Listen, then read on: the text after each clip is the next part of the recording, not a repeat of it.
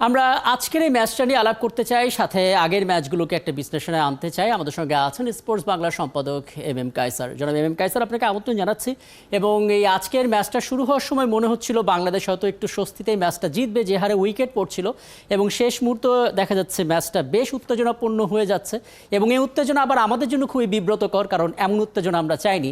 আপনার দিক থেকে আসলে কি মনে হচ্ছে, দুর্বলতাটাকে আমরা আসলে বড় করে ফেললাম এবং এটা নিয়েই আমাদেরকে আসলে বিশ্বকাপে যেতে হবে, কি বলবেন?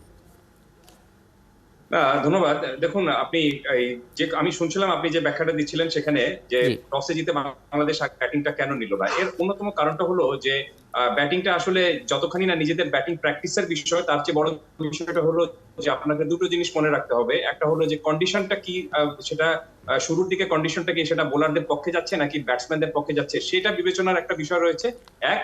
এবং দুই নম্বর বিষয়টা হলো যে টি-20-তে ম্যাক্সিমাম দলগুলো কিন্তু আপনার চেজ করতে একটা বাড়তি সুযোগটা বা বাড়তি একটা সুবিধাটা পায়। কারণ আপনি আপনি একটু নিজেই বললেন যে টি-20-তে আসলে কোনো রানই নিরাপদ না, ইভেন 200 রানও কিন্তু নিরাপদ না।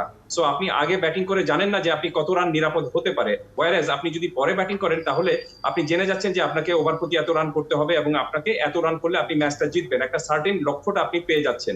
সেই অনুযায়ী আপনি প্ল্যানটুকু করতে পারছেন। আজকের ম্যাচের কথাটাই বলি, বাংলাদেশ আজকে টসে জিতে ব্যাটিং বা টসে হেরে ব্যাটিংটা নিয়েছে, এবং বাংলাদেশ টসে জিতলেও কিন্তু ব্যাটিংটাই নিত, সেটা ক্যাপ্টেন বলছিলেন। কিন্তু আপনি স্কোর বোর্ডে 165 রান কখনোই কিন্তু আপনার টি-20-র জন্য আপনার নিরাপদ কোনো স্কোর নয়।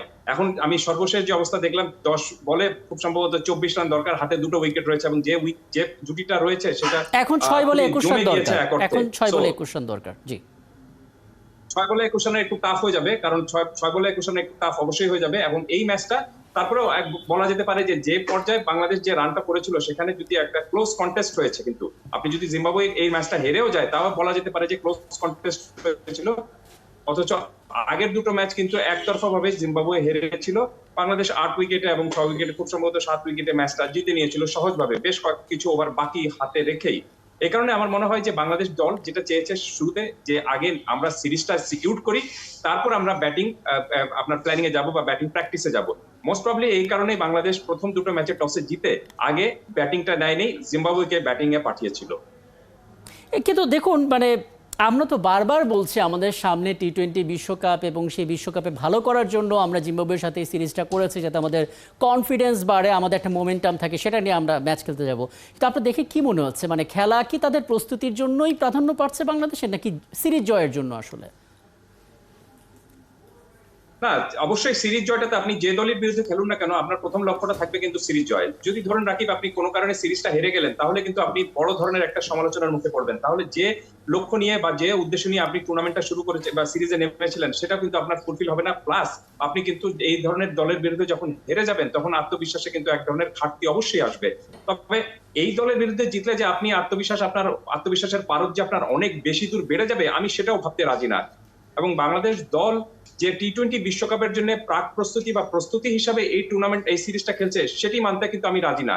কারণটা হলো যে বাংলাদেশ দল কিন্তু আপনার এর আগে জানে যে তাদের দলে বা বিশ্বকাপ দলে কারা থাকবে না থাকবে। আমার মনে হয় না যে এই 5টি ম্যাচে কোন দলে কোন প্লেয়ারের আপনার রান বা উইকেট পাওয়াটা তার বিশ্বকাপ দলে তার অন্তর্ভুক্তিতে বড় কোনো ধরনের সহায়তা করবে।